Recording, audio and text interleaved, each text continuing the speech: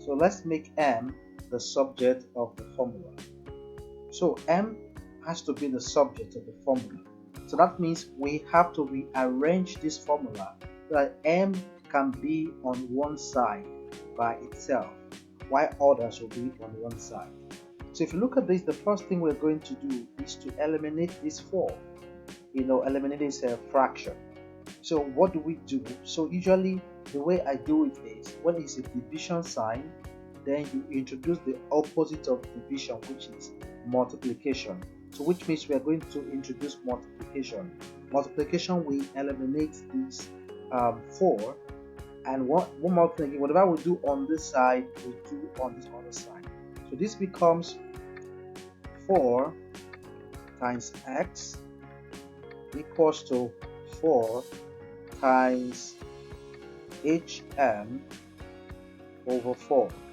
So this 4, we cancel out this 4, so we have hm remaining. So 4 times x becomes 4x equals to hm. So m is still attached to h. So hm is basically 4 times m, just like 4x is the same thing as 4 times x. So since this is a multiplication situation, so we have to introduce a division now. So we want to eliminate one, which is h. To eliminate h so that m can be by itself. Whatsoever we do on this side, we must do on the other side. So this becomes 4x divided by h equals to hm divided by h. So this will cancel out this one.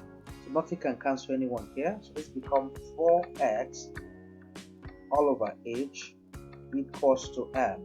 You can see m is now by itself, while others on one side. So what we do next is, so we can put it like, or we can do it like this: m equals to 4x over h. So that is the answer. So for those of you who wants to try, you can take this as a practice question. Let me know what you get. Take this as your practice question. So go ahead and do something like this. You have p, very similar question. P equals to 2x over 3. You can do this one. You can do this other one. Q, this number 1. This number 2. Q equals to AB over 5. Number 3. You can do this. It's a similar question.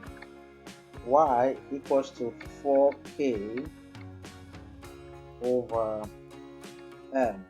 So here we make x the subject, make x the subject.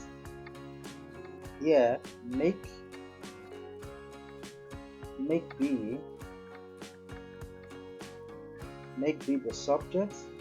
Here make k